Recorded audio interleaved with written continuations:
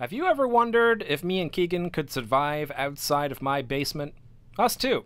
We're going to test that theory when we go to Indie PopCon on the 7th of the 7th, 4 p.m. EST, small panel room number 1 at Indie PopCon. We will be hosting a panel on being a small YouTuber and how to overcome the many struggles and tribulations that you might face during your journey. We would love to see you there. So, please come. Make that big boss less special. It ain't no game, but they saying welcome to the second level. Second level. Second level gaming. Second level. What's up, world, and welcome to Codename Morpheus. My name is Tom, this is Keegan, and we're here to fill you in on the week's worth of information from the world of PlayStation VR, hence the name and the fancy new logo that we have here. This is episode 1, so dig in, because it's going to be a doozy. Let's start right off the bat with the new releases for this week, because we had some I want to say slight controversy about one of these. Not really controversy, I guess, just like an interesting factoid, but we'll get to that. So let's start with the stuff that isn't controversial. And that is, of course, there is a sort of a... is there an official name for a game that works like flat and VR? Because it doesn't show up in the PSVR section, but it is in VR. Is it just like VR added or... VR features? VR featured? I don't know. There's something. VR enabled. Cavernous Wastes is the title that we're thinking of, and that is $10. Cavernous Wastes is basically you in a little sort of ship type thing, digging through some caves and shooting some things on the way through. We did mention it a little bit back on our previous podcast that we had for level 2 VR. It's finally come to fruition, and it looks bland, honestly. I haven't seen anything. All I've seen is the art. Key art, whatever you want to call it, of just the title and the background. I was like, they look bad. They could have done more, I think, in terms of didn't get my attention at all. It's real bland looking. I mean, I'm no marketing guy, but it definitely looked like they could have done a little bit extra there. It looked like what they did is they found a background of a cave and said, put our font on top of it. That's literally what it looked like. Yeah. Which I can't say much because I've done that with level 2. It's like, here's Jason. Let's put our font on here. Yeah. But we're a YouTube channel, not trying to sell a game. Not trying to sell a game. Yeah, trying to sell ourselves. But it's interesting. I mean, it looks okay. It doesn't look bad. Don't get me wrong. I'm not shitting on it. I've not played it, so I don't have any opinions as far as the gameplay and everything goes. We have opinions on the key art, though. We have opinions on the marketing behind it. But I mean, it's a small company. So Cavernous Waste is at $10. I mean, so at least it's priced at a sort of reasonable amount there. It's one of those games that, like, if you're just going through and you kind of like, cool, what can I get? Yeah, if you're like one of those guys that just picks up anything because it's in VR, then it might be worth checking out. The next one has been hyped up for a while now. There was a demo that got released on the foreign VR stores before it got released over in the US one, and finally we got a demo of it just a week or two back, and that game is Ancient Emulator, and it looks cool, man. Like, I haven't actually had a chance to play that demo yet, but I have it downloaded.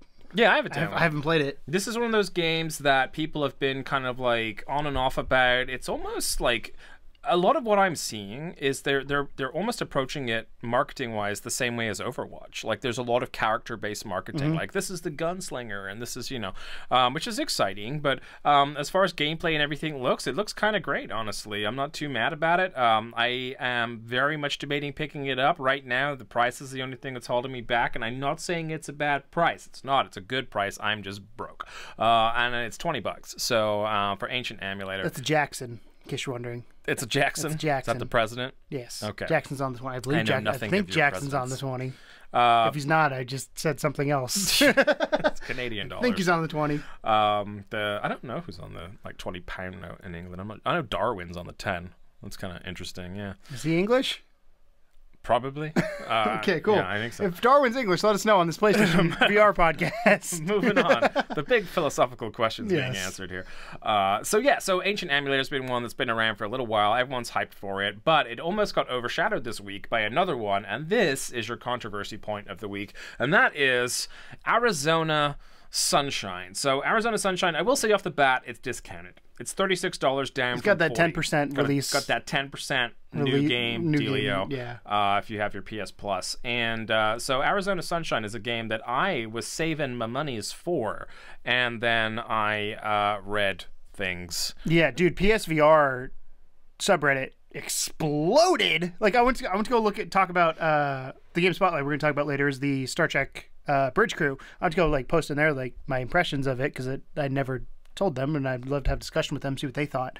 But the whole thing was just, what is going on with this game? Did they release it without the day one patch? Yeah. What I saw is I watched a little bit of Kind of Funny. They did a Let's Play of it at like midnight is when theirs went up because they probably got an early copy of it.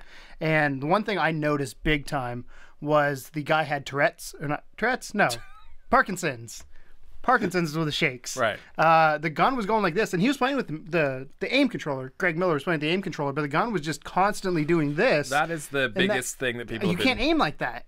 Like it's impossible. It's supposed to be too low as well. The gun is too low, so it's hard to hold it up and look through the sights. I think essentially. So you get hip fire. I don't know if it was a case of people being spoiled by Farpoint or not, but I think it was a case of everyone kind of expecting it to be as smooth and fluid as something like Farpoint. Well, even Dick Wilde was even Dick Wilde. That's what somebody in our PSVR group the other day said. I'm going to save my money. I'm going to buy Dick Wilde instead. And I was like, fair enough. Yeah, that's a great game. I really enjoyed Dick Wilde. And it's also not $40. Yeah, that's true. But yeah, so for a $40 game, well, $36, but yeah, $40 you're buying full price for a $40 game. That should not happen. I don't want to bitch too hard on the developers here, but I have no issue doing that. They've had a lot of time to figure this out, and they had a lot of hype behind it. Like, and it's already been out, right, on like Steam and stuff. So I don't know. It's been out. So it's a case of like the port. There's already a fucking version of this out there that works. So why doesn't the PSVR one work? And again, it's one of those things where like when I saw in the PSVR subreddit people saying, did it not just get a day one patch? Is it an early, like, did somebody put the wrong file up there? That kind of thing. And it's just like, oh shit, like they got to go damage control real quick. If that did happen and they come out and say, well, they have come out and made a comment. They did come out and say, they basically said, hey, we're taking all feedback right now. We know there's something going on, and we're going to try and resolve it with a patch as soon as possible. So good on them for that. But it sucks when a game has been this hyped. Anything else. I was super pumped for this. Let's not No Man's Sky it because it's nothing will ever No Man's Sky, but the same concept where he gets that much hype and then it doesn't meet that. The question is, did it just not meet expectations? Or the thing is, if it's just the technical side of things, if it's just the wiggly gun and stuff like that, they can fix that. Yeah, they can fix technical issues, assuming the code. I don't program games. I talk about them. Yeah, but I find it hard to bitch when I know I couldn't do half of that shit. But it's probably something they can fix. So more power to them since they've come out and said that. But that being said, you never want to release a broken game that has a bunch of hype because people are going to shit on it. And once that first wave of people that are supposed to be cheering your game, especially in VR, cheering it on, they're not going to buy it now because it's got that negative review score. And I almost feel bad for the company for that because that's probably a simple mistake. It probably is something that they could have resolved off the bat had they have done more playtesting or something. I don't know, but. The fact that they acknowledge it is good. The similar thing happened with Surgeon Simulator, the ERVR one. But I know a lot of people didn't pick that up because it had issues. Right, but then they fixed it pretty fast, and right now it's playable. You still miss that wave though. Like you miss the initial launch wave. Yeah, because people are looking like us, and a lot of other people go on Tuesday. What's coming out? Cool. Yeah. I was waiting for this game to come out. Apparently it's not. Oop! I just punched the microphone. It's not meeting expectations. I'm gonna go buy something else and spend that $40 on two other games. I'm mad about it, honestly. Like I genuinely don't get that upset about this type of thing. But I was holding on to this $40 for like a week for this game to come out, and now guess what? Danganronpa Ultra Despair Girls is getting my $30, and I'm gonna pick up Ratchet on the sale for $8 instead of buying your game until you fix it. So maybe next time around I'll pick it up once it's fixed. But I'm not going near that game until they figured it out. Also, not just the shaky controller situation. A lot of people were saying it's just fucking bland too. Like it's a lot of the just same old environments. It doesn't look anything anywhere near as graphically impressive as the screenshots we're letting on. I don't know if that's to do with screen door. Which some of that's going to be because it's on a VR headset. I mean, let's be honest. Nothing ever looks good as the screenshots, but Farpoint was close. It was, Farpoint looked good. I still think you have the screen door effect where you know what you're getting into with VR, that everything's not going to be as crisp as it is on a 4K TV. Yeah. But at the same time, you have a certain expectation when you're spending $40. We talk about this a lot of times. The price a lot of times in VR dictates what my expectations are.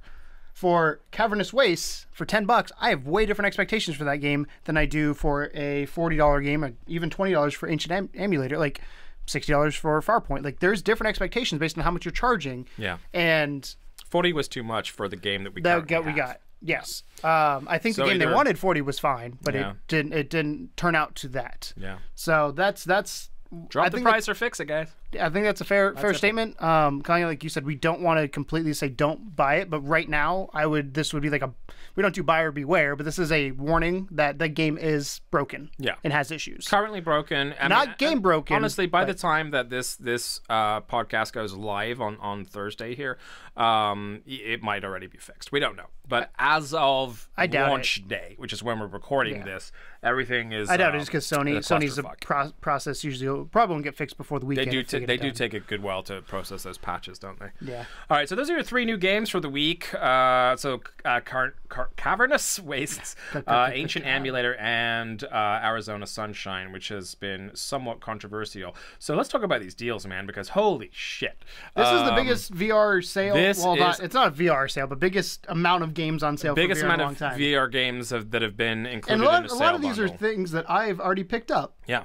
It's the best part because that means, well, most of them I like, but go Yeah. through and I'll tell you. I'll give you my So opinion this is whether I the think it's mid-year worth it. sale from Sony, and there's a lot of standard games on sale there as well. But I think someone at Sony was like, you know what, let's throw a bone to the VR guys, and decided to include a lot. So buckle down because we're going to go through this entire list. How many do we have? 1, 2, 3, 4, 5, 6, 7, 8, 9, 10, 11, 12, 13, 14, 15, 16, 17, 18. Yeah. 18 games. 18 games. Normally you get what? Maybe 3? are on sale. And, Maybe 2. Some big ones are in the mix there. This first one I'm excited about. This is everyone's first. Like this is when you experience. first buy VR, this is what you've got to This is play the to one. get your legs because it's a proof of concept, but it also shows you what VR can do, and it is PlayStation Worlds. Yeah. 14 down from 40. Didn't mean to steal your thunder there. No, totally. You but go for it. I Great price point. Yes, Great price I point. thoroughly believe like whenever somebody tries VR for the very first time, I tell them to do this and do Ocean Descent is the first one I tell them to do. Yeah. Because that is one where you're not doing anything that is going to be motion sickness. It's just taking in VR, taking in the environment. Obviously, you can do the shark and scare people, or you can just go down in the water and make them the grandma simulator, as I call Honestly, it. even before you get to the game here, The loading I think screen. the loading screen is for a lot of people was there for me included. The first experience I had in VR was the loading screen. And you could punch the ball. of Like PS when I found out I could Worlds. punch Yeah. that ball, I was like, ooh. There's some people that spend 30 minutes with that ball Yeah. in there. But yeah, the first true experience I had was all the lights coming through the corridor, lighting up, and then looking around and being like, And I feel like Sony's like, shit.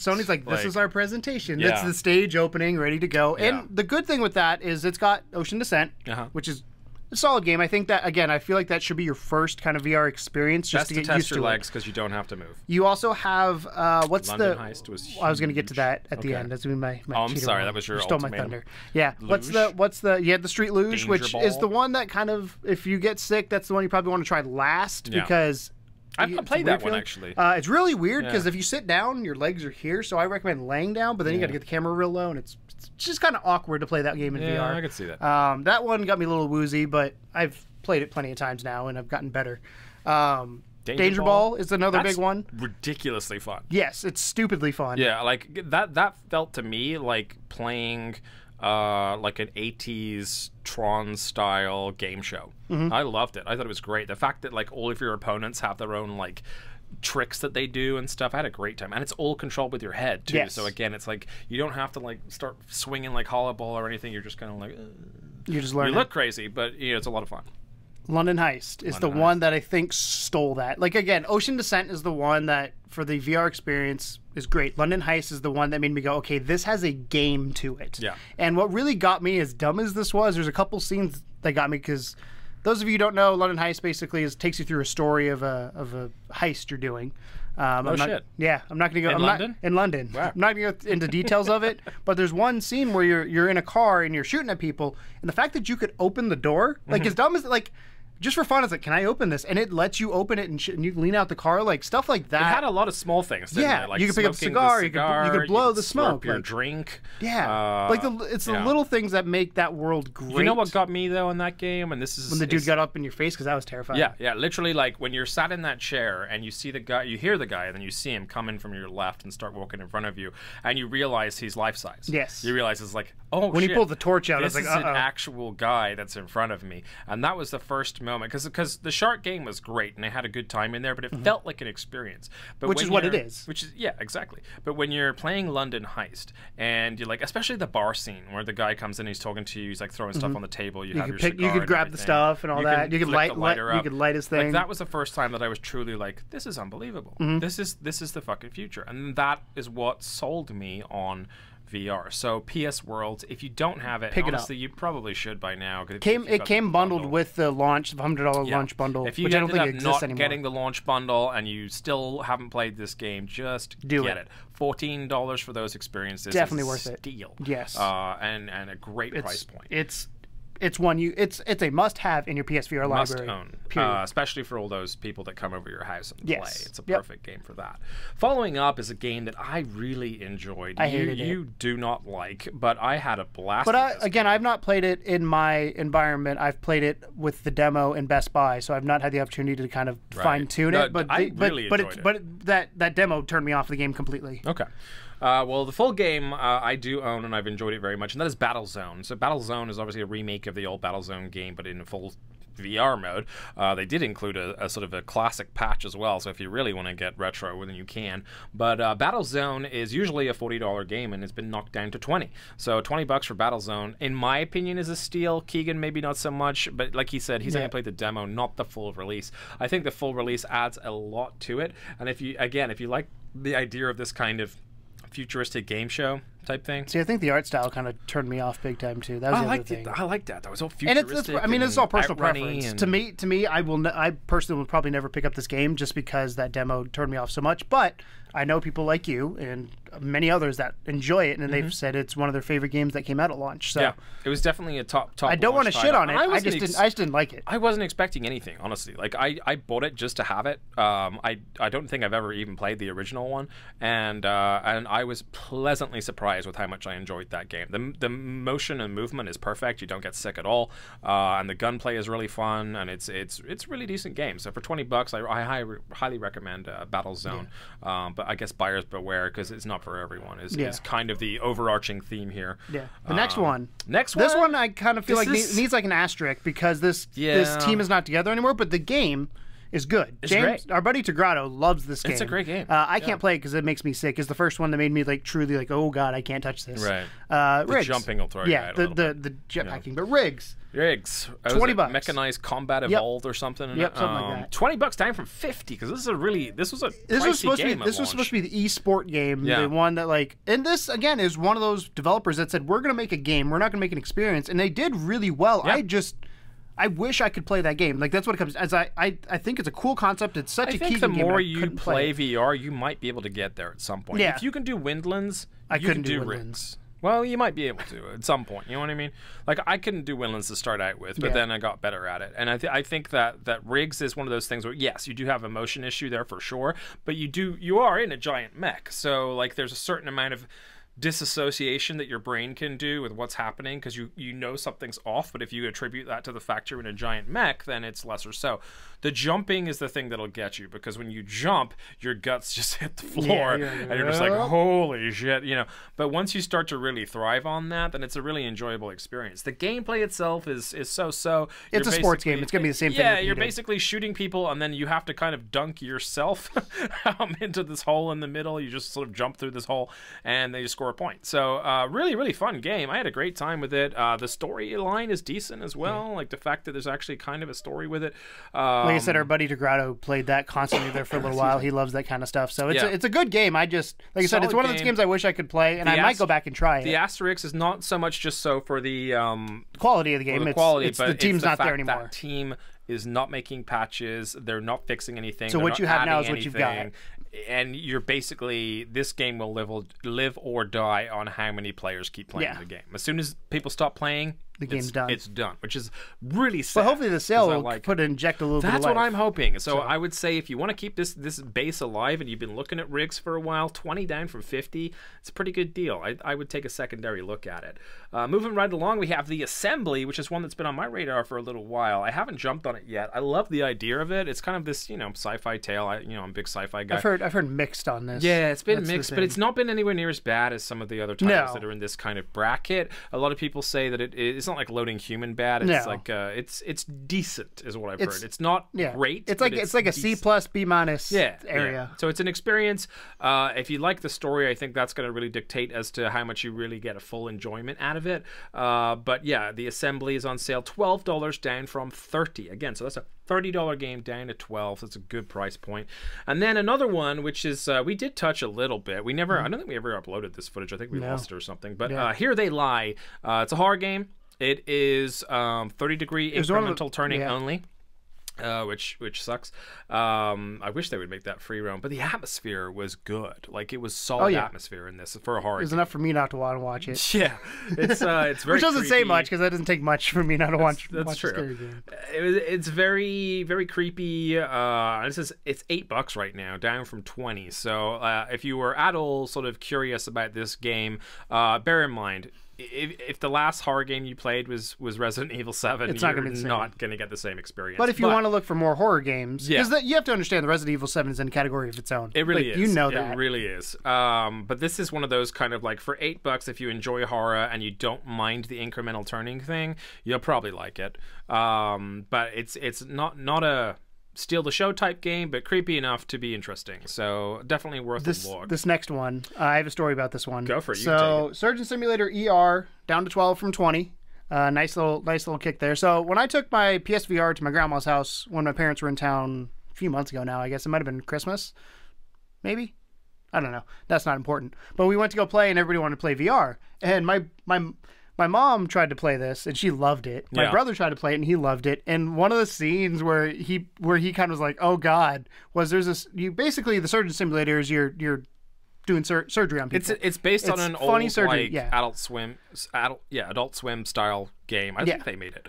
But there's one scene where you take a spoon and you have to get the guy's eyes out, and they pop out, and I could only imagine what that looks like in VR, because like when you watch it on the screen, it's like, oh, that's gross, but it's pretty terrifying actually. Yeah, and it was funny because my mom, who is a lovely lady, was like grossed out, but she wanted to do it. Like, it was real weird. She really wanted to play that game. It's super interesting, I think, as far as VR games go. There's not many out there like this. This is one we talked about earlier with Surgeon Simulator. Initially at launch had some issues. Yeah.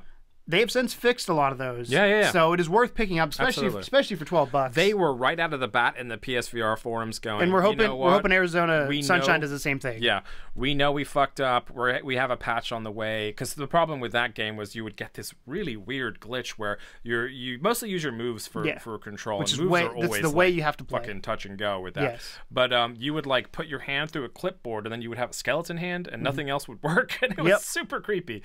I had that happen once. But I played this game, and my problem was I wasn't very good at it. So which is, I know it's like, that's kind of the point, is you're not a very good surgeon, but like you have this room just full of instruments, and it's like, okay, now take out this, and I was just like, how do you take his rib cage out without doing anything? So I just grabbed the hammer. Yeah.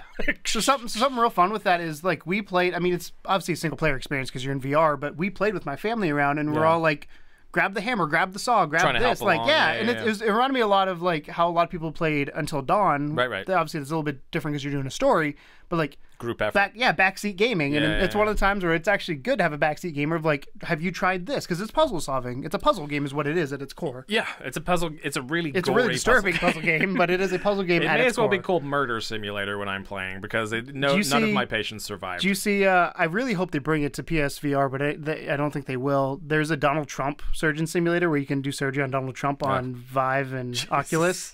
It obviously created some controversy when it came out, but I don't know if it's a DLC or if it's a standalone game, but the same guys that made Surgeon Simulator made that. I would pick that up. And it was great. Next up is a game that I actually don't own and haven't played, and I've kind of been borderlining getting this for a while. I've not heard amazing things about it, and that is Unearthing Mars.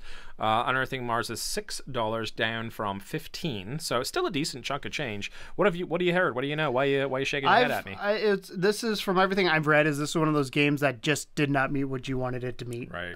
It's not as bad as Martian, though. No, it's not. It's not that bad, but I guess it's $6 now. Might be worth it. It's one of those games. If ever there was a time to pick it up, this would be it. But I think the full 15 is not. Right. worth it. And then following up with another one, which is Cat Lateral Damage. Now, this is one that is both... I think I own this game. We never made a good name for this, but one that is both VR and not VR. And essentially, you're a cat.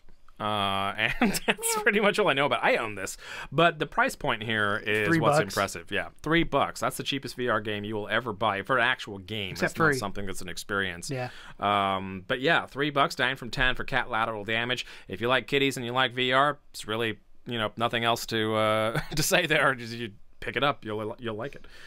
This one, again, is one that I have not played, but I did play the original version of this that was non-VR, and the fact they have a VR game, honestly, I didn't know this existed.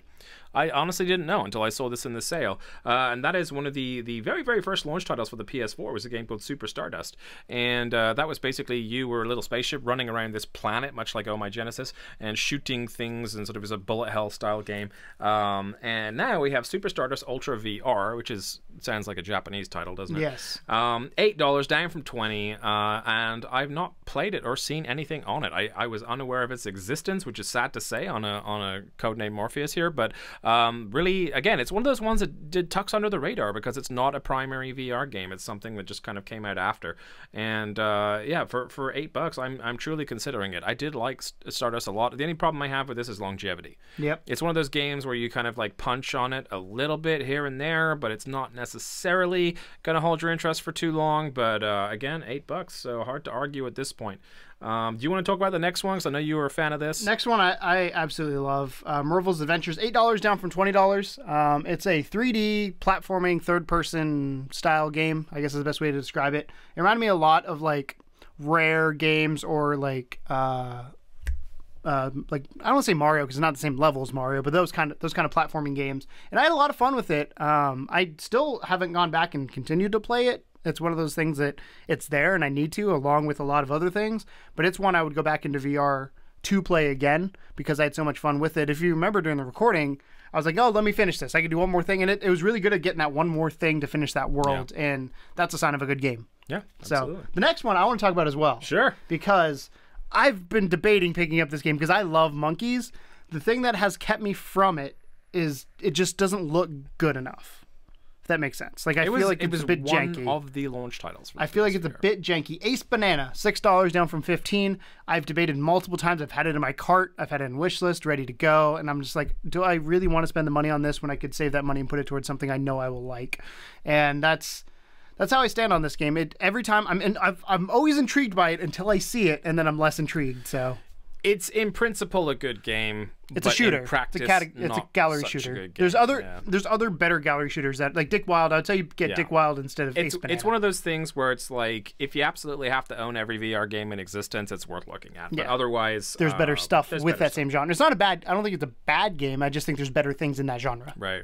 And then we have a super popular game I love this. that a lot of people really enjoy, and that is Tumble VR. Once again, we're well under the $10 range here with $4 down from 10. The good old puzzle game. This is a good old puzzle game, and it's stacking them blocks and we trying had, not to let them tumble. When I had Amanda and DJ over, Amanda played this, and when she pulled the headset off, she goes, "That was more fun than it should have been." I was like, "Yeah, not like it's."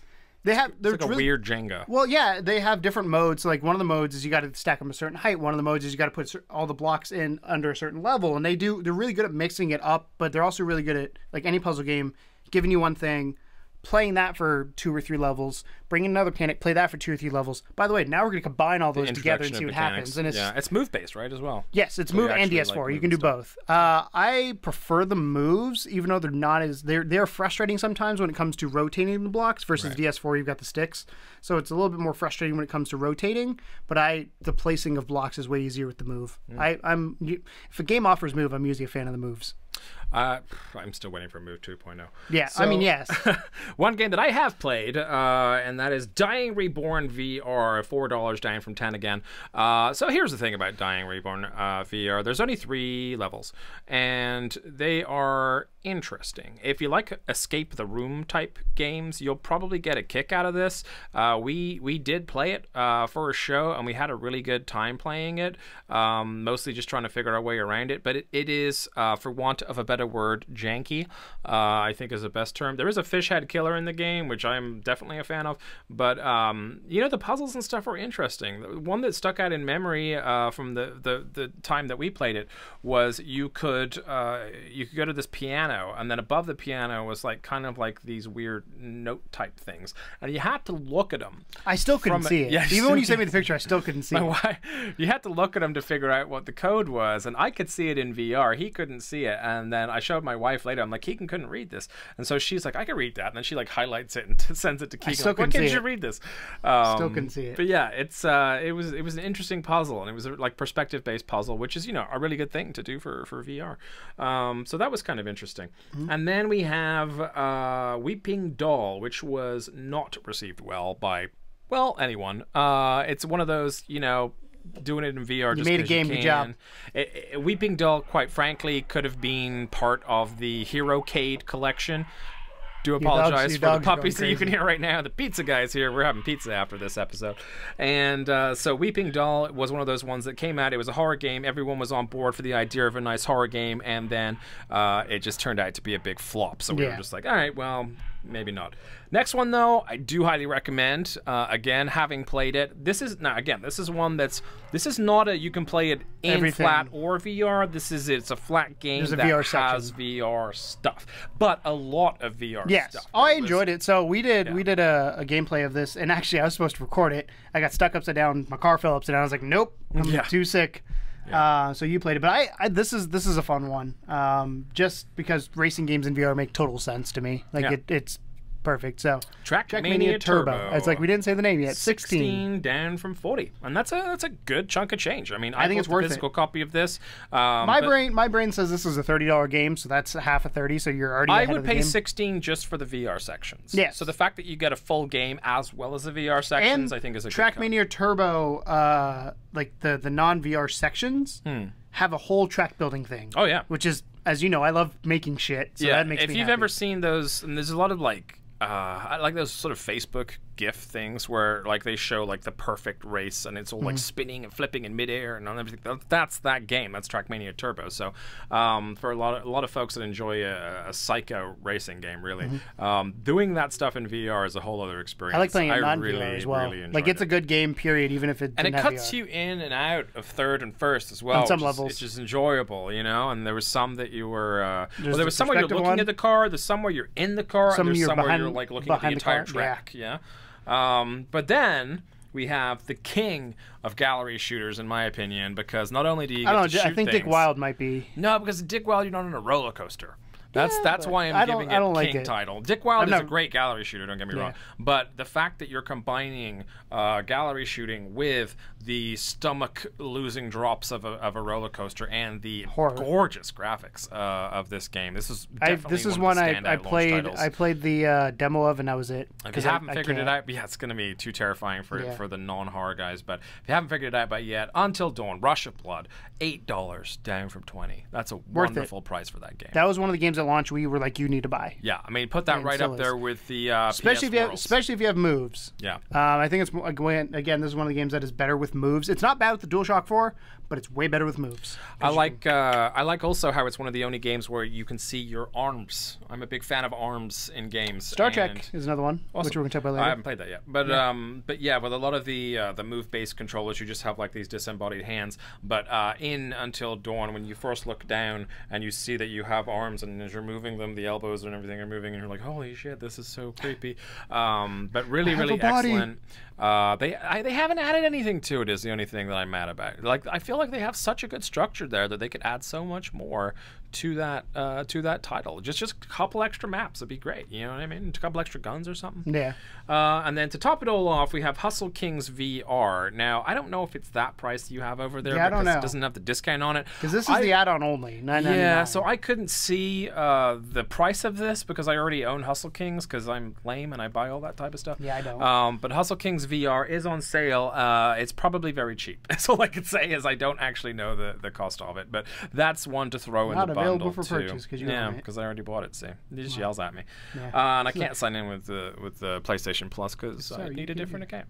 So there you go. Just to run down that list really quickly: PS Worlds, Battlezone, Riggs, The Assembly, Here They Lie, Surgeon Simulator, Unearthing Mars, Cat Lateral Damage, Super Stardust Ultra VR, Merville's Adventures, Ace Banana, Tumble VR, Dying Reborn VR, Weeping Doll, Trackmania Turbo, Until Dawn Rush of Blood, and Hustle Kings VR. All I just want to say on sale. we planned what 10, 15 minutes for that section. We weren't expecting it to and be that then many. they're like, by the way, yeah, for news and deals, we're like 10 minutes, and then been 35. then PlayStation's like, you know what? Here you go. Yeah, fuck you guys' first episode. Yeah. Here's a million games on sale. But I'm happy to spend a bit of extra yeah. time on that because that's good stuff for you guys. And of course, it's now is about the time that you should jump in and buy all of those things. We will wait patiently for you to come back. Okay, so we're going to dig right into the news section here for Codename Morpheus. Now, this next piece of news is something that is kind of I'm tentative to talk about. Honestly, I'm not gonna give away the name or contact or anything of how I got this, but this is some secret, An insider source. super secret insider source stuff. So we recently posted up to our channel the trailer for a game called Seeking Dawn, which you'll be aware of is kind of touted as being somewhat close to the next Farpoint. Very, very popular game that's coming out to Oculus, Vive, and potentially PSVR. Here's the thing. A lot of places have already come out and said, yes, PSVR is getting this game. Officially, from the source, it is tentative. Yep. Is what we got. They are in talks. The team are in talks with Sony. This is one of the reason we're not talking about it is because this is one of our sources. Yeah. Which is weird to say because we have a source. We have a source, and the guys basically said that right now everything's tentative. It's not official. It's so if you see this game is coming out to PSVR officially anywhere, that's not true. It is tentatively coming out from the horse's mouth from somebody within the company. Tentative. And so that's just a little bit of side news there, which you probably haven't found anywhere else. My life. So we like to, when we get news that no one else has, we like to talk about it. So I'm not going to dwell on it for too long, but just so you know, Seeking Dawn, not official for PSVR just yet, but it is under talks with Sony, and it's tentative. And then next up, this was the one that I showed to you, and you were like, what the fuck? That was in Amazon Italy, listed, Fallout VR. It's available for PSVR. And actually, shortly after, another person did as well. But here's what I'm thinking. I'm thinking all this is basically a third-party seller that doesn't know what the fuck they're doing. Yeah. That just put it up there. But like in the title and everything, it literally says like for PlayStation VR. Like it says the link is Amazon.com or Amazon.it/Fallout-VR-PlayStation-Ready. Yeah. So that to me. One, that seems weird that they would just not call it Fallout VR, like Amazon.it/Fallout VR or Fallout PlayStation VR or whatever. Yeah. So that I don't know how Amazon URLs usually are. Yeah. That seems too clean. It's weird. It's something that I think it's obvious that Bethesda came out and said you're not getting it, right? So, well, they didn't say you're not getting it. They said you're not getting it right now. Yes. So I don't think it's impossible for them to release this game. No, I mean we're getting the other two. PSVR. I think that at some Two. point it'll be ready. I just don't think it's ready yet. Yeah. But right now, this news I would take with a pinch of salt. It's something that sort of showed up.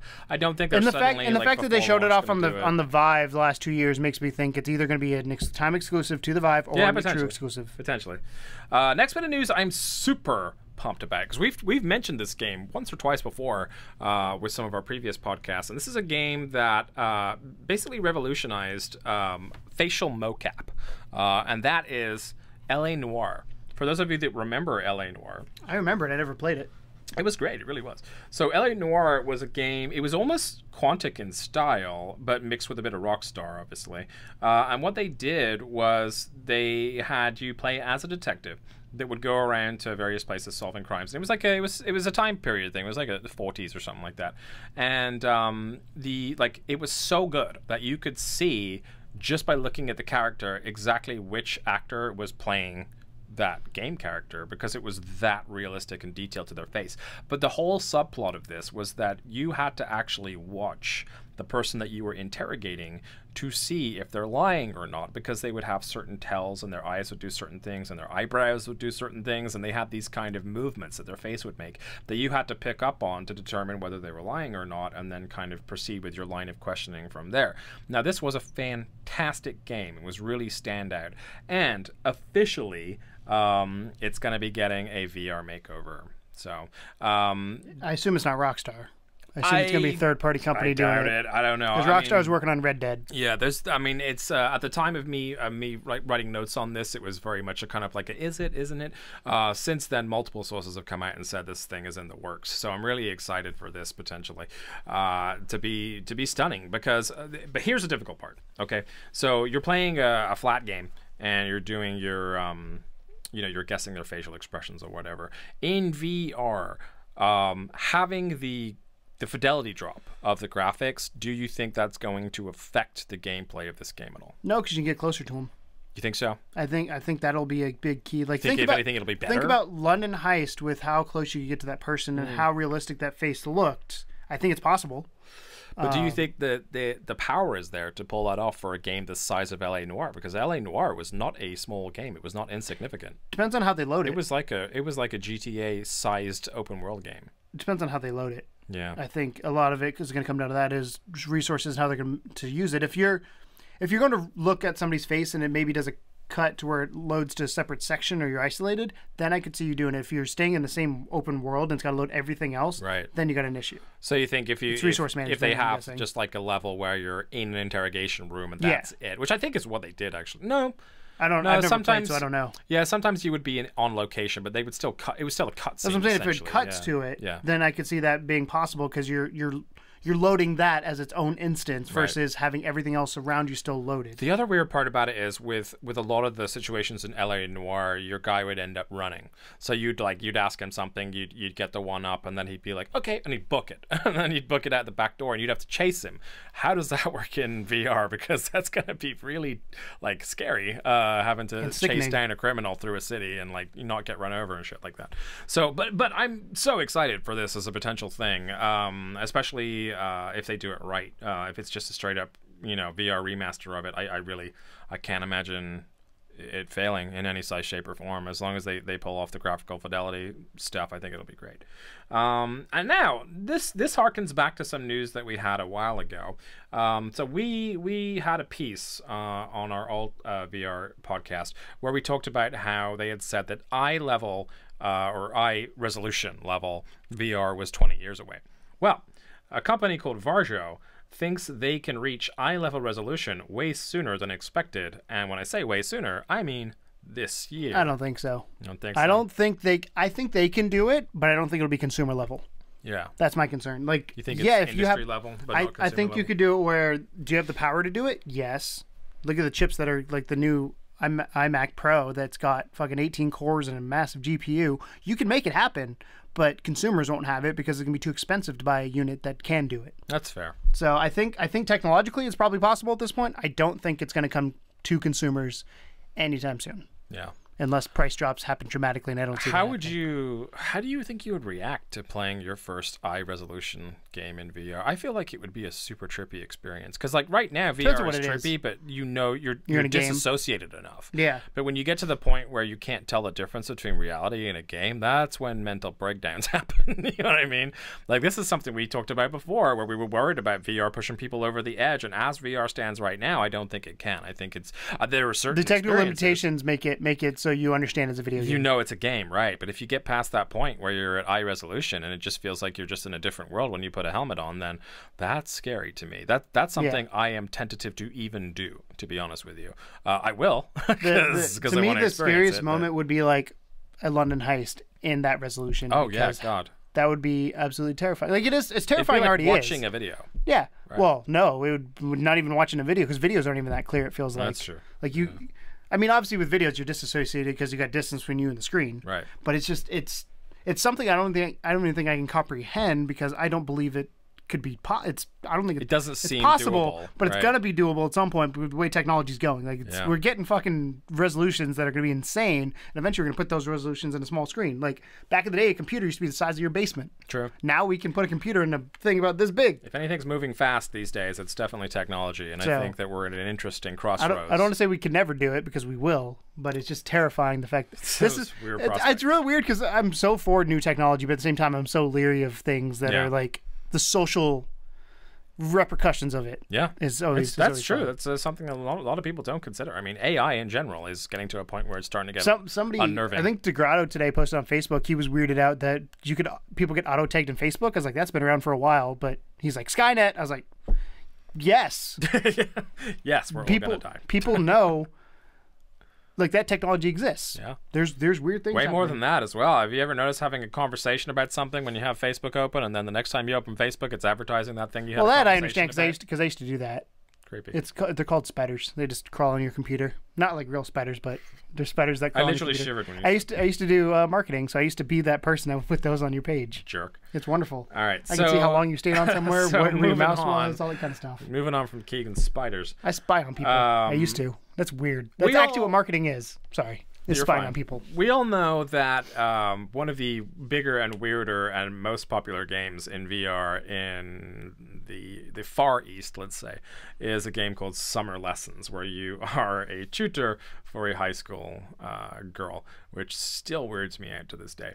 And they are releasing a new character to that universe, Allison Snow, and she's, guess what, the white girl with blonde hair, and that's an upgrade apparently from the previous one. I don't know, it's super weird and creepy. I don't like any of it, but anyway, you have these multiple girls that you can tutor, and it's got to a point now where North America is like gagging them for some summer lessons, and you can still get this stuff because PSVR or PS4 in general is region free, so you can import it from eBay or whatever. And because it's been released in the Hong Kong area, there is an English language version of Summer Lessons as well, so you can enjoy it in full English.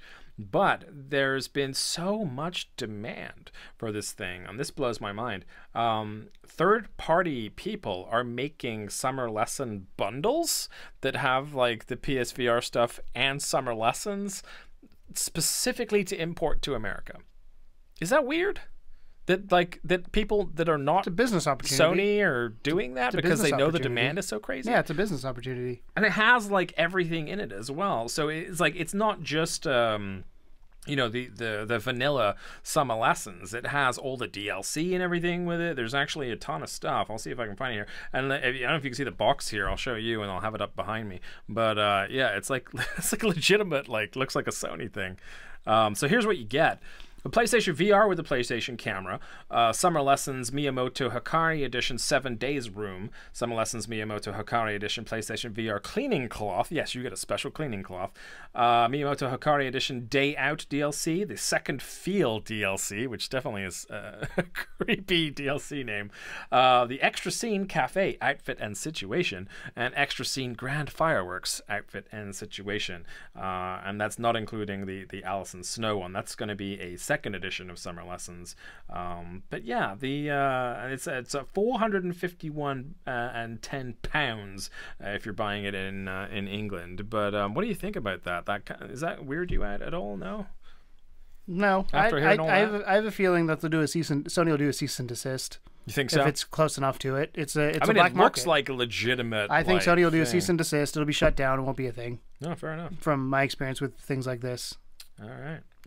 So we got two, this is your kind of like your quick skip section where we just go over a couple things that have been announced that have trailers ready, and you can view those trailers behind us or below in the description. First one actually is really, really intriguing to me, and this is a game called Visage.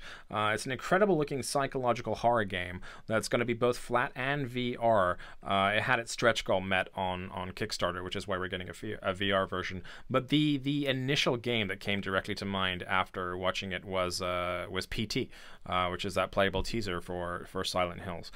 So if you still have it. If you still have it, yeah, I still have it, yay. But this game is abso-fucking-lutely terrifying looking. Like, legitimately, like, I know you have concerns with horror games, like you, but this is one of those ones that I have concerns with this game. Won't be touching it, because so. after watching the trailer, it's fucking creepy, man. Like, they really go out of their way to mess with you in this game. There's every kind of weird horror movie trope you can throw in there, and it's just super, super terrifying looking. But I, of course, will pick it up and play it because I'm a sucker for that type of stuff. I just will shit myself the entire time.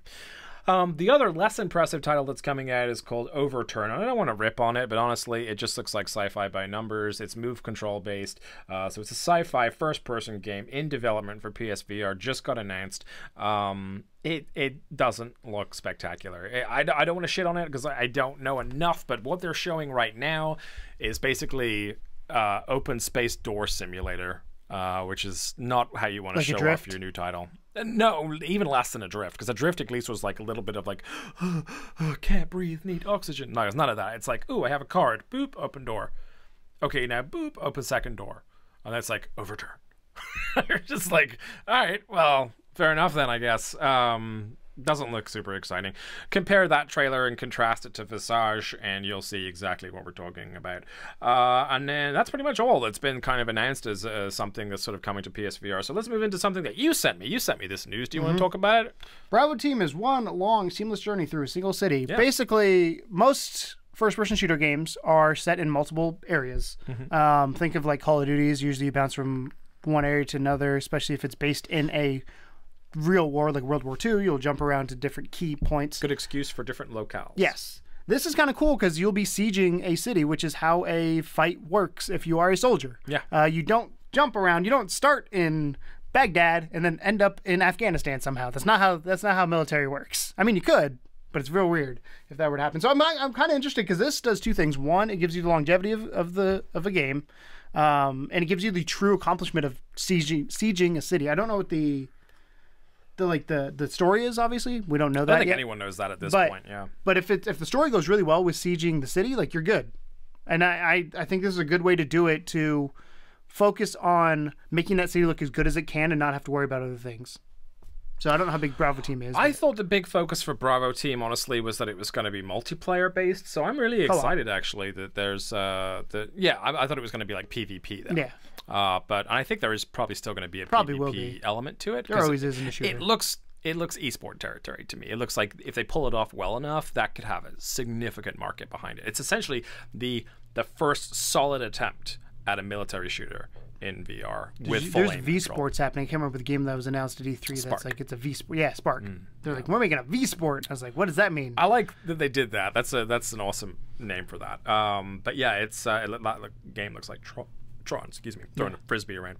But yeah, I thought it was a bit of good news. If you want to read the whole story about that, click the description below and we'll open it up there. It comes from pushsquare.com, but it's sort of a big old article about Bravo Team and that sort of single progression through a city under siege, as opposed to it being jumping around the map all over the place and all that fun stuff. And this last bit of news that I have is from Gran Turismo creator-director Kazunori Yamauchi. And he says, and this is a little bit sad, that he hoped PSVR would be something more incredible than it currently is. Do you think that explains why we're not getting much for the GT Sport game that is going to be VR based? Yes and no. I mean, I think a couple things. One, I think Sony got caught with its pants down for VR when it came to designing the original PS4. So I think, again, we talked about before whether the Pro we talked about it on TCSX, whether the older consoles hold back the newer consoles, and I think this is a situation. VR is the main situation where I think it does, because you do not have that horsepower. With it not being all in GT Sport, they could probably still do it. I think it comes down to money, which is why he's like, because if you listen to Sony, it's exceeding their expectations. So I wonder what his expectations were. Yeah. Is he saying this from a sales standpoint? Is he saying this from a technical standpoint? That this is the guy behind Gran Turismo. So this is a guy that's used to like perfection. Used to having everything that he wants. That's what I'm saying. Is this from a sales or is this from a technical standpoint? From a technical standpoint, he should have known what he's getting into Gen 1. Yeah. But that also means at some point Gen 2, Gen 3, whenever we get to it, is going to look better than this. But It does suck that he said this, but at the same time, I'm like, what were you thinking? Yeah. Well, here's the quote. So it says, "The first head-mounted display was created before I was born, around 1962. I've been waiting more than 50 years. After all that time, I'd hoped it would be something more incredible than it is today. But we've done the best we can with what is currently available."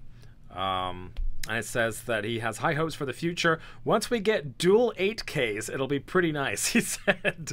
Dual 8K and about a 200 hertz refresh rate, maybe in another 50 years. So it's a technological thing. So I guess that's what he was looking for. Dual 8K and 200 hertz refresh rate. What would you need to run? So that's when you're getting to that eye level, impressiveness. But, yeah. So that goes some way to explaining why maybe GT Sport isn't going to be 100% in VR, but they are trying to handle as much as they can and give the fans at least something in VR. This makes me think Sony paid him off to put VR in there.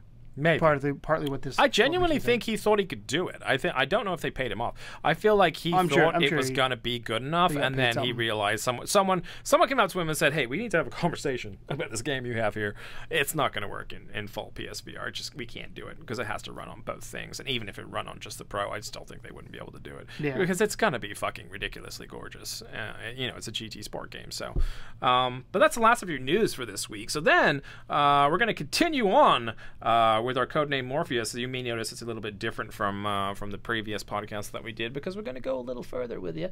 There's going to be no gameplay involved, but we are going to talk about something, and we're going to spotlight a single game for you every week. And this week, Keegan got to choose the game, and we have some gameplay going to be behind us while we're talking about it. And what is that game, Keegan? It is Star Trek Bridge Crew. Yay. So, as you guys know, a few weeks ago, if you watched our Level 2 podcast about it when it came out, me and Tom were both like, Not that it was bad, but we're like we're not Star Trek fans, so it didn't really grab us. And I still, when I played, Dave real mad. When I played last night with David, I said the same thing. I was like, to me, this gameplay has to be good for me to like this game, because I have no buy-in to Star Trek. I don't care about Vulcans, don't care about the Enterprise, don't care about any of that shit because it means nothing to me.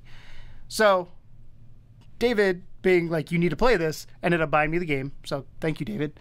We played a little bit. When I say a little bit, we started. That's commitment, though, isn't it? We started like it's like 7. You will fucking like this game. I've done that to him. You did before. it with Friday 13th. I paid Friday 13th, and he loves that one, so it works out occasionally. So there you go. So we were playing yesterday. We started about 7:30 p.m. At one point, because VR doesn't have a fucking clock in it, I was like, shit, it's like midnight. By the time we realized what time it was, and we got lost in it. And one of the cool things I love about it is, I'm a big social gamer. I love playing with friends, and it was very, very, very fun and very frustrating at the same time. So for those of you who don't know what Bridge Crew or how it's set up, there is 4 different roles. You have the engineer, who is in charge of power, repairs, all that kind of stuff. You have the tactical officer, who's in charge of guns, shields, combat, scanning things, that kind of stuff. Then you have the helmsman, who is in charge of driving the ship and warping. Somebody's calling me. We're gonna ignore them for now. Helmsman, who's in charge of driving the ship, and then you have the captain, who's in charge of everybody. Yeah. So one thing I will tell you to do is, if you're playing by yourself, you have to be the captain. That is a requirement, but you can jump to the other roles if you feel necessary. Can you do it mid-game? Yes, okay. You can jump as long as they're AI. If they're human, obviously you can't switch with them. And if you're the captain, like say I'm the captain and I jump to a role, David can't jump to captain because I'm always captain. Okay. So, but David can jump to all the other roles as well. So last night, like I was captain, or he was captain, I was the tactical, the tactician or whatever the hell they call it, tactical officer. But I needed to switch to the engineer because we had some things we had to work. So I turned around. It's literally just look at them, click, push a button, and you jump, and you're that person now. And your character goes with you, your avatar goes with you, and the person in front of you and around you switches. So what's really cool about this game, one, my big complaint, and I still think it's going to be valid, is the replayability. I think a lot of the missions felt over and over. The story so far has been quite fun. It's gotten more challenging as we've gone along. But is there a set amount of missions? There's 5 episodes. Okay. In it plus a prologue, so 6 total story missions. And then they have an ongoing section that is just like... So for the multiplayer, are you just redoing those missions in co-op, or is this a separate It's co-op. thing? It's co-op. Okay. You can play by yourself. Everything is by yourself or with people. Okay. It's all one game. Okay. So they have ongoing missions, and then they have the Enterprise missions, which means you get on the Enterprise, which we did the very end, and we might put it up if you remember. I don't know. It's at the very end of the recording. Okay. Where we jumped into the Enterprise, and all the buttons are different, and you're like, it's 1970s or 60s or whatever year Star Trek is, and me and Dave were like, holy So they shit. recreated it faithfully? Yes. Awesome. It's so confusing, though, after you're so used to the modern shit. But the Star Trek game, I really enjoyed it because two things. One, it's one of the few games that I didn't just talk during the game. You are shouting out orders. You are talking, giving each other information. So, like, when I was officer, I would go, hey, because David likes the tactician or technical officer or whatever they call it. I'd be like, hey, David, shields down because we don't want to be spotted. So if your shields are up, you have a bigger chance of being spotted because there's energy source around you. David, put the shields down, but arm torpedoes. That way, if you get attacked, be good. Or if there's like we had one where Klingons were coming to attack us from behind, and we were heading towards a target in front of us, and I said, hey, keep an eye on him with your scanners. If he starts coming near us, let me know, and I will give you the okay to engage. And it's really weird because I don't know if you've seen any of the trailers or people playing this game, but usually 9 times out of 10, it's Ubisoft or whoever telling the people to talk like that. Yeah. I was doing that without thinking. And that's my favorite part of this game is you get so into the game of giving orders. Like when I was the engineer, which is probably my favorite position outside of captain, I was in control of how much power went to the phasers, how much power went to the engines, how much power went to the shields, and then repairs. So like when we had something that would get damaged, I'd be like, David would be captain. I would, David, hull's at 46%, repairing shields right now. Shields are going to take 2 minutes to repair shields. He's like, cool, good to know. That way he has all the information he needs to make the choices of whether he's going to engage or be passive. And it is a lot of fun. Being captain is a lot of responsibility, which is what it is in real life. But I had so much fun once you learn all the roles and go through the training. Do not skip the training. You will be really lost if you do skip the training, and play as each role at some point because it'll make a lot more sense. But one of the things that I thoroughly enjoyed is by the end of it, I knew what all the roles were and I knew what was going on. So like you have the helmsman over here, you have tactician, which is, like I said, last name was David, and then you had the engineer over here, and I would go, so David, put your shields down, arm torpedoes, get ready through pulse cannon. Helmsman, approach this target half speed so we don't get seen on radar by the other people. So when you're talking to the AI, it's a button. So you have command button. So you push square, brings up a command menu, and then you tap it. I thought you were yelling at the AI. Yeah, you do have voice commands. I've yet to figure out how to make them work, but they implemented new voice feedback. That's cool. So I'm interested to see how that works. We couldn't figure out last night, so I might look up to see how it works. But that would be cool if I could go, helmsman, approach target, half speed, and it'll just do that. Yeah. Like that to me would be the More perfect of a captain scenario. Yeah. And it was really like that's when I had the most fun, was when I was juggling all these things as captain. Again, it's a fine balance between being captain and, that's partially because you're a control freak, right? I guess. Yeah. But it's partially between being the captain and being the engineer. Like I did like playing my role, and when David was captain, I would listen to him, or if I did something, I'd make sure he knew so he could see the big picture. So it's like literally Job Simulator Star Trek edition. It is a lot of fun. Like Right. I had so much fun last night, like way more than I thought I would, and it is probably right now that, and they're both Ubisoft games, that and Werewolves Within are probably my 2 favorite VR games that I've played. Interesting. They're not the prettiest looking, they're not the most in depth, So David gotcha. but from a fun aspect, which is Well what done, Dave. which is what I play games for, is having fun. Yeah.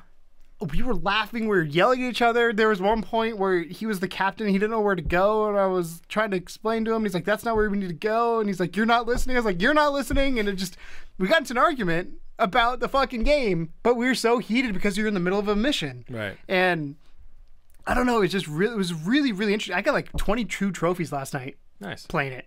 Trophies, I'm not a big trophy guy, but if they show up, like I like looking at them and seeing what they are, if they're obtainable. I might platinum this game. Really? Because I will play it that much. There's a couple that might be tricky to get, so I don't know if I will, but highly recommend this game. After playing it, You know what? No, you should pick it up. Give me a second here, because I want to talk about this. I was absolutely not going to buy this game. I might buy it now. It's Based on your little rant. dude, it is fantastic. Yeah, I might buy it. I will do shit at it. I but will might buy it. say it's probably more fun if you play with friends. If you play with AI, Obviously, it'll be fun. One of the things I wish last night, I said it to David, was I wish we had 2 other people, so that way I don't have to teleport to that person or give him, because giving commands via the move sometimes a little tricky. because like I would click it because you have to look at the guy, but if you like, as captain, you have an armchair that has buttons on it that pulls up different screens.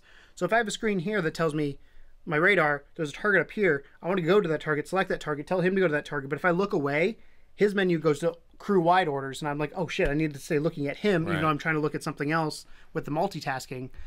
Lots of fun though, and I thoroughly think everybody should get it. But if we had 4 people last night, and me being captain just yelling at everybody, as you know, would go great. We would love to see how you would be as captain. You'd be like, I fucking don't know. Oh yeah, no. There was one point. So 1 point last night. To give you an idea, it was when David was captain. I can't remember if I was engineer, or if I was the tactician. But at one point we had 5% hull. Like we were closing at the end of the mission. We had our 5% hull. After that, you're done. Like if your hull explodes, obviously you're dead. Yeah. And we went into an area where the environmental can damage you. So there's what's called anomalies that have radiation. Some of them are harmful, some of them are not, and you can scan to see what they are. We got too close to one, and all of a sudden our hull went from 80% to 15%. And as it got down, I slowly kept getting louder and louder. Like, David, we're at 20. David, we're at 50. We need to get out of here. Like, it kept going and going. He got us out of there with 5%. And we ended up completing the mission. But like, it was one of those things. Good stories to come out of it. Yeah, again, it's one of those things that I didn't expect to do that. It just kind of happened. And you can, I mean, the footage I gave you has all of our audio in it. And there was moments where we were just chatting or whatever it may be, but he had fun. David had the most fun. When I was captain, I said, go to warp. He would just take his 2 moves and just go, warp! And we'd be going. So it is move. If you have move, again, better with moves. Everything on PSVR is better with moves. It's a bit wonky. I did have an issue last night where my left arm became my right arm through my body. I had to restart my PS4. I think it was just a tracking issue because I restarted. Everything was fine. Awesome. But yeah. That's high praise. Get it. Yeah, I'm actually... It's $40. Full price. But get it. It is a lot of fun. Awesome. And me yelling at you, as we know with Overcooked, is a lot of fun. Oh, I really want you to be captain just to see how you handle it, because there's a lot of responsibilities. I would need some practice first. Well, that's what it was last night. So last night when we played, like David, it was only my second time playing. I did training by myself just to get a feel for it. And then David hopped in. I was like, so what am I doing? And he's like, yeah, check this, because he's played a little bit. And it just becomes second nature eventually. You're like, oh yeah, push this will bring this screen up. And on your console command, they have, for the captain, they have local map, which is obviously around you, space stations, enemies, whatever. You then have impulse map, which is within the solar system. You then have warp map, which is everything. Okay. And then on this side, you have the status of your ship, so I can pull up how much my shields are, how much power is going everywhere, tell people to adjust things from there. You have your objectives, which are important. Sometimes they're vague, sometimes they're very specific. And I can't remember there's a call. So you can answer the phone when somebody calls you. They have some of the story cell phones in space. Well, it's the on the screen. Oh, okay. So you can answer the call. Oh, like the some video. Some of the story missions have video. Klingon comes and then up my favorite button is the red alert button, where when that happens, if you have AI, that immediately puts them to go defensive. Ah. And they're like, shields up, engines up. Let's balance this to make this the most offensive we can be to get out of the situation we're in. And it says on the screen in front, red alert, red alert, red alert, and the lights flash. Like, it's really, really well done with how it's done. All right. So high praise coming from a guy that said, I don't care about along with me. I don't care about it. I don't care about Star Trek, but the gameplay is fantastic. Gameplay is good. And again, I want to say I am a multiplayer game. I am a social gamer, so this is definitely way more in my wheelhouse than somebody who, like you, who is not a social gamer. That's why I like it. But that's why I do play socially. I just not as often. But unlike me, though, I prefer social You have games. to play socially, I don't almost. have to. But I don't think I've ever seen you play a single-player game I except played for Fallout 4. Limelight. Well, yeah, but then you just made a village. I still played. played exactly play Fallout 4. You just played I Minecraft. shot a Deathclaw. I exploded the Dark Brotherhood. Brotherhood of Steel. I blew up their ship with a nuke. See what would happen. They weren't happy. I don't imagine they were. I did that, and the game was like, "Here's the consequence for what you did." So, Captain's Log, Stardate 270619. No, we're not in 19. It's 2017. Pick up Star Trek Bridge Crew, apparently. It's supposed to be pretty fun.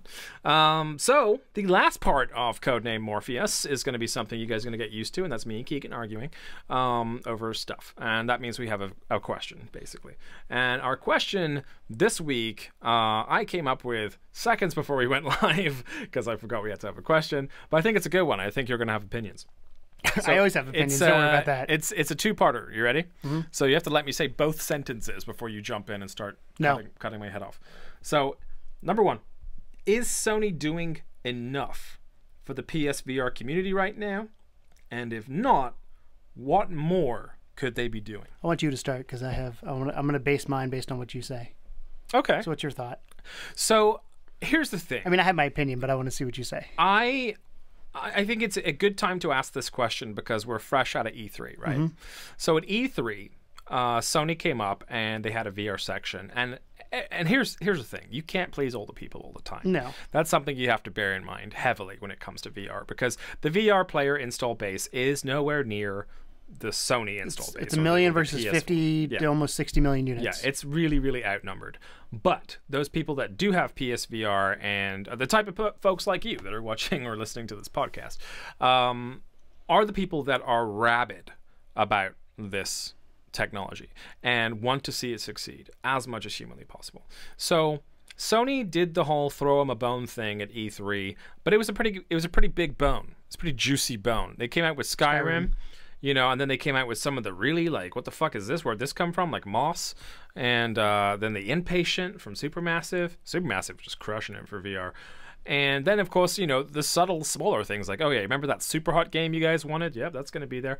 So I think at E3 specifically, they did enough. I think they did enough to maintain momentum without tipping cards in favor of it being too VR heavy, because I understand that principle too. Now here's the thing though, they do want to get people on board and more people picking up the headset. Seeing things like Skyrim in VR is definitely impressive, but you know, there's a certain amount of I don't know, like tentativeness, I think, by the community outside of the VR community, which means that without having put the headset on, you don't know. Like, that's the thing. You have to put the headset on. You have to get in a game, and you have to find a game that suits you. Because when I started playing, if I'd have just stuck to the type of games that Keegan likes, I might not have carried on. We like very different games. Yeah, and if he stuck to the type of games that I like, then it might not have worked out. If all Keegan played was Resident Evil 7, the fact that every good game so far seems to be scary. Yeah, it's stupid. So it's, you know, it's a mixed bag for different people, and so can they please all the people all the time? No, but are they doing enough? I think right now, in this moment, yes. I think that the E3. You're you smiling. See my smirk? You're smiling because you don't agree. Yeah, I don't agree at all. So I think that the strap in, guys. It's about to I'm get not fun. done yet. Let me finish up my thing. Let me roll my sleeves The here. bones that they came out with at E3 were good, but that was an E3 audience. We know what's coming up. PS experience, and I think we're going to see a lot more there. I also think that they are reaching out to third parties. They're pulling in some good titles. They have Super Hot. They're working on Elite Dangerous, and I think for right now we're pretty much at a good spot. The advertising has kicked up a notch. We're starting to see advertisements all over the place. Units are finally getting in stores. Apparently, it's still hard for people to find them. They can't find Farpoint bundle for shit. Yeah. But we're at a point now where they've given us. It's like when the iPhone came out, you couldn't find the phone, and then you couldn't find the lightning cable. Right.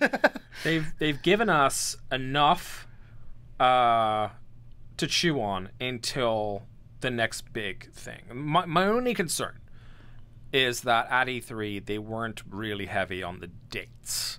For all of that content. Like, if that was more like, this is all this year, then I would have been like, woo, fucking A. But not. So, all right, what you got? You ready? So I disagree with you. Go ahead. I think for two reasons.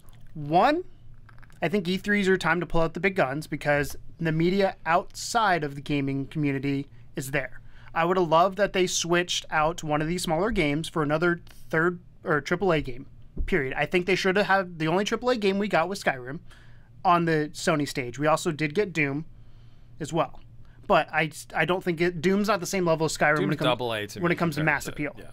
I would love to see a God of War. I would love to see a Last of Us. Do you think it's possible they held back, though, for PlayStation Experience? I think if they did, that's stupid. That's my argument, is even if they held back for PlayStation Experience, as of right now, I don't think they did well at E3 for PlayStation VR. And I understand why they didn't showcase everything because or showcase more on the stage. 'Cause like we said, people don't care if you don't know PSVR. You got to know your audience. But it's your job. But it's your job to get people to care.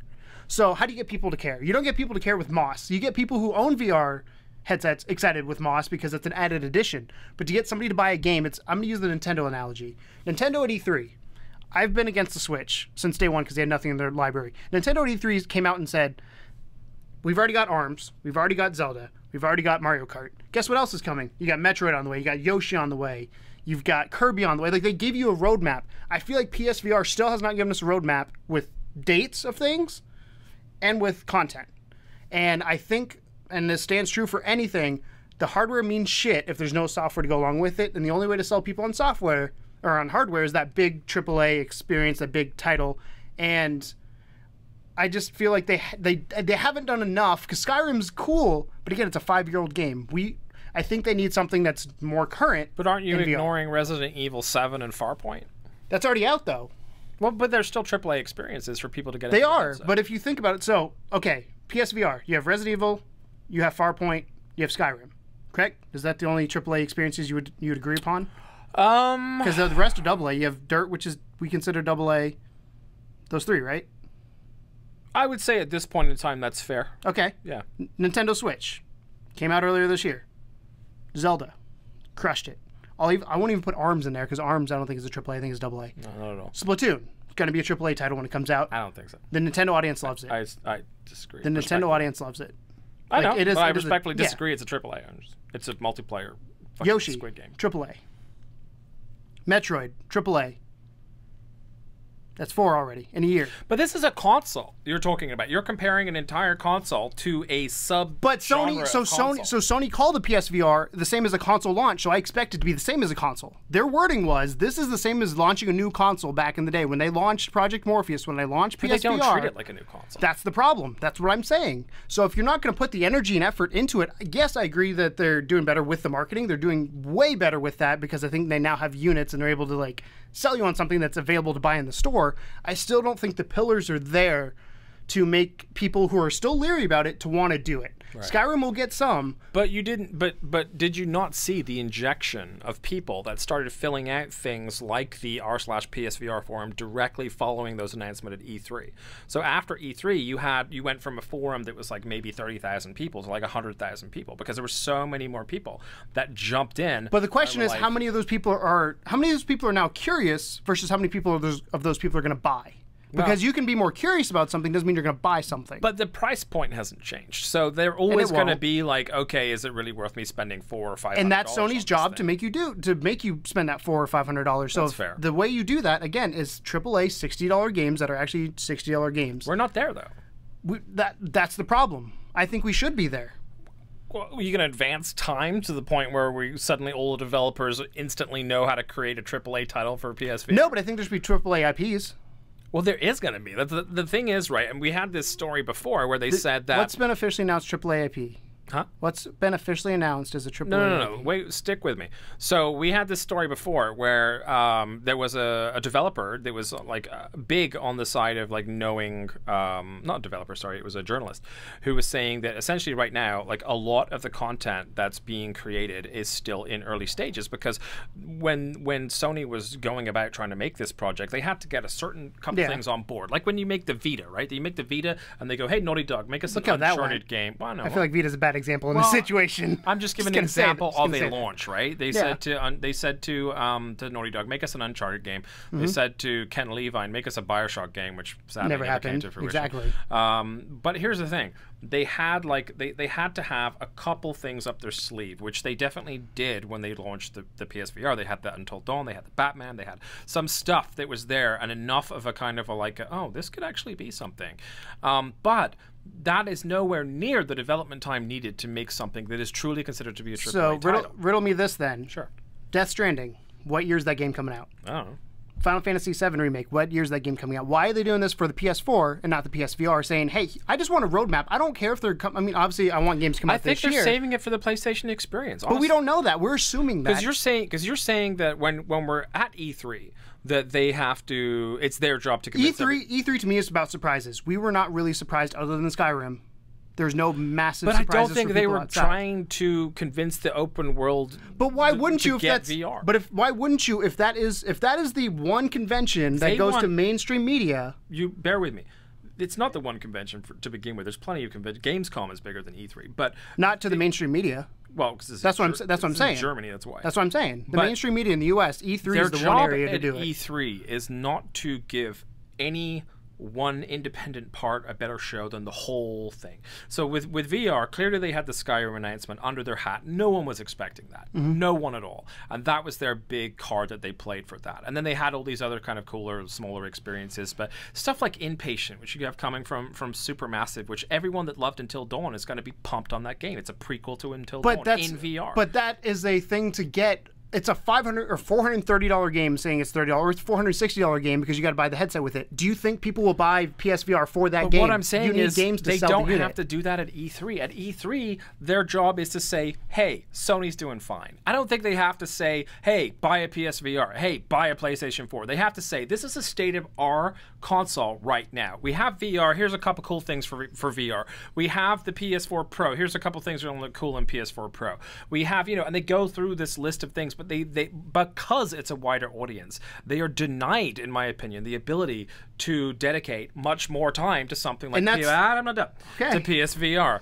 With PlayStation Experience, which will be at the end of the year, and we'll know how true this is when it happens, but at PlayStation Experience, they're on board. Everyone there is on board. So those people that own the PlayStation already are the people that need to see more coming from VR to convince them to upgrade and buy a VR. So I wouldn't be surprised if the PSVR section in the PlayStation Experience is fucking miles better. We said that last year and it didn't happen. I'm just going to say that now. Well, last year they didn't have the and units. the other thing I'm going to say is you just made my argument for me. If it's the wider audience, what's going to get the wider audience's attention?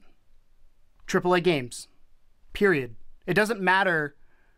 Moss doesn't matter to them. Impatient doesn't matter to them. If you're going to show the best of the best at E3, that is not for your fanboys, because your fanboys are going to go into the weeds and look at those smaller things. It's like, I want this, I want that. If you are somebody who watches one gaming thing a year, and it's E3, you expect all the announcements that you really care about, the Call of Duties, all that kind of stuff, to come at E3. Assassin's Creed. As much as you have opinions on that or whatever. 90% of the people watching E3, though, hated that VR section because it was denying them the ability to see the games they came for because they don't have a PSVR. Sony has to cater to the 90% over the 10. I'm not saying put more. I'm saying replace what you had with bigger names. Maybe they don't have it. Or maybe they're saving it. Then I think that's the problem. If they don't have it or they're saving it, that's my problem with it. As of right now, we have nothing that's going to tell somebody who does not own a PSVR, you need to buy a PSVR. We have people who are interested in PSVR. So your sole argument at this point then is the only thing that Sony is not doing as far as enough for PSVR is that they need more. Well, they're selling units just fine. They need to showcase. They need games that will sell games. units. Yes. I think to keep it going, because once you own a unit, you're going to buy those smaller games. That's where PSX comes in, PlayStation Experience comes in. You own a PSVR or you're way interested in PSVR, let me show you why you need to get more and more into the weeds of these smaller experiences because you're our Sony fanboys. You already bought into the system. What do you do if they don't exist, though? How is that Sony's fault? You know what I mean? That Sony is the hardware manufacturer, but it's their job. Exactly. Listen, it's their job to get software on their hardware. If Microsoft doesn't have AAA games, is it Microsoft's fault? But if you can't Nintendo doesn't have AAA developers games, to speed up they the can make their own. process. What happens when they have? They make their own. But they already did. They already have Farpoint. They already have all this other stuff that they came out with to showcase. I'm sure they talked to Capcom and said, hey, let's make this a thing that we do. They already have been doing that, and they may still have a bunch of stuff that they haven't announced yet. So then that scares me. If third party AAAs are not on board, that scares me because who says they're not on board? You're saying if they're not ready. I'm saying it's not up to Sony to do that. I'm saying Sony can be like, here's a platform if you want to make a game for nobody's gonna make a PSVR game because the money's not there. Sony's gonna have to kick in. I've said this from day one. Sony has to kick in the money to make this happen because initially the money's not there. There's 1 million units. If I could make a game for 50 million units, we talked about it on the podcast on TCSX. We wanted as many people to get our hands on our game. Why should I make it for 1 million people when I can make it for 50 or 100 or 200 million people? Why? Yeah. Because there's money involved. And that's where I think Sony is dropping the ball. Initially, you have to put people. Microsoft paid certain people to be on their stage. Sony pays for certain people to be on their stage. It's the way it is. Destiny is getting some sort of kickback from Sony to be on that stage. Period. There's no... So Destiny doesn't come, Bungie doesn't come and be like, we're going to do exclusive content for you because we like PlayStation better. That's bullshit, because they would come out and say no. You're laughing at me, but it's true. I'm laughing because of how hype you're getting. It's true, though. I really do think Sony... I don't think Sony is in a bad position with VR. I'm going to say that now, but I don't think they did what they should have done to get the people who are not interested in VR interested in VR. Okay. As the wider audience. I think PSX, yes, I agree, we're probably going to see way more at PSX, but I don't think that's the place to see AAA games. I think E3 is the place for AAA games. PSX is the AA's and the indies, and maybe one big surprise. Like, that's where I think that falls in, because from the funnel standpoint, E3, you have this big of audience. How do you get their attention? You drop a big game. PSX, you have this big of audience because we're PlayStation fans. How do you get their attention? You drop a big game that's exclusive to Sony. And you go down from there, indie games, so on and so forth. So from a audience standpoint, you're fighting with so many headlines. Why don't you just drop something? And if Sony comes out and says, they did drop Skyrim, which is a AAA experience. You're just saying you want more. Yes and no. Because Skyrim, I mean, of all the fucking AAAs that they could have pulled out of their ass and dropped, that is pretty heavy AAA. I still think 5 years old or not. I still think it's not as good as if he came out with one of their IPs. If they came out and said, we have an Uncharted AAA experience, people would go apeshit from Sony because of that. If you had Horizon AAA PSVR experience, people go apeshit for that. Like, that's what I'm saying, is I feel like Sony is relying too heavily on third parties on a lot of it, and I think Skyrim is a good cop-out because, like, look at this massive game, we can put it in VR. That's cool, but again, I still it's also technically a proof of concept, though, because the fact that when do we get out of the proof of concept? Make this, well, no, what I'm saying is, if they're saying that the PSVR is able to run the entirety of Skyrim in full VR without dropping a frame, and everything looks gorgeous, because apparently it's supposed to be more similar to the remastered version than to the original, and everything looks gorgeous, then we know what they have that they're capable of. So if they can do that, even if they're not actually coming out and saying, oh, by the way, Rockstar's making blah, blah, blah in VR, they're saying, look at what we can do. Look at the potential that's here. But my problem with that is, again, that game is 5 years old versus getting some... There's a lot of people. If you've gone through and looked at the people that are real upset about it like a million times. That's the problem. But you could have picked a better game. VR. Doesn't matter, because that's not... So here's an example. Prime example. You buy Skyrim 4 or 5 times. Yeah, which I have. If you're gonna, if you've already bought it 4 or 5 times, would you buy a PSVR to buy Skyrim again in VR if you don't know what VR is? Like, you've never experienced it. Well, you're not going to buy VR if you don't know what it is. You have to experience it to know whether. But how are you going to experience without buying it? Well, that's what I'm saying. They have things that are set up at places like E3, at places like PlayStation Experience, but if you can't, in-store places. Can't go there, not everybody has access to that. Gamespot is what I'm saying. Does it. Best Buy does it. You're the people. I'm not talking about people who live near a city. I'm talking about the wider audience. When you get outside of a city, I used to live in a town that did not have a game store. Right. I used to drive an hour and a half to go to a video game store, go to Toys R Us, which was. Well, I mean, how do you sell anything? How do you sell a PlayStation 4 to someone that's never experienced it, that lives in a rural area? Where how do you sell it? You sell it on something that they are interested in. You sell it on you do that, and you do it through things like word of mouth and your friends and going over. And how do you get word of mouth to go on? You drop these big titles that people are going to talk about versus the people like us that are going to talk about Moss. You get these big ones. But as someone that has experienced VR, like yourself and like myself, even having played Skyrim through multiple times on other platforms, and probably still going to pick it up for the Switch like an idiot, I know that there is a massive difference between playing it again and playing it in VR. You know, because you've experienced VR, but if you haven't and your friend's just telling you it's different... Well, that's the hard part about the sell on VR to begin with, is that how do you sell something to someone that is impossible to describe? That's Sony's job, though. That's what Sony's got to do, and that's what they're not doing. As far as marketing-wise, that's fair. That's my argument. That's what they're not doing. Well, how do you do that? I don't know. That's not my job to figure out. It's Sony's job to figure out. My personal belief is they need to get those AAA games to get people interested in it. If you hear, like, the hype when the rumor was that Mario was going to be in VR on a Switch, like, the fact that VR would come to Switch is a crazy thing. I don't think it'll happen, but people got hyped around that because they're like, oh shit, I can play Mario in VR. If I could play Uncharted in VR, if I could play Crash Bandicoot would be bad because you'd be spinning, but like, if you could play those exclusive Sony games in VR, Tomb Raider VR, like that kind of thing, where maybe you get those IPs that people know, not Moss, not Impatient. Yes, we know Supermassive. Majority of the audience don't know who Supermassive is. They know Naughty Dog. I think most of them know. They know Until Bend. Dawn is. Until Dawn was a massive title. Yes, but no. It's massive Exclusive-wise. within the PlayStation community. Yeah. I'm talking about outside world. the PS community. How many people do you think talk about Until Dawn versus talk about Uncharted, talk about Last of Us, talk about Yeah, I guess Horizon? it's just the inner snob in me that just feels like AAAs are something that are nice to have, but I mean, That's how you sell consoles, though. I That's look the at Switch things- argument I've been making. That's how you sell a console on AAA first-party experiences. You sell PSVR on AAA first-party experiences. Everything else is bonus. You need it to sustain it, but you need those pillars put in the ground saying, this is ours. This is what we're putting behind it. These are the resources we're putting behind it, and we believe in this. Which is why I think the Switch is doing so well right now, because Nintendo's come out and said, Zelda, which is, in my opinion, one of the greatest games ever made. ARMS, which has been kind of mixed, but its average has been about 8 out of 10. Splatoon, I think, again, you disagree, but I think Splatoon will be a big hit. I don't think it's AAA. I don't say it's a bad game. I just don't Mario think it's AAA. Kart, definitive edition of Mario Kart. People love that. That's what they want. AAA. Pokemon's coming out. Yoshi's coming out. Kirby's coming out. Like Nintendo is saying, here's what we're bringing to this. Now you know what's coming in the future.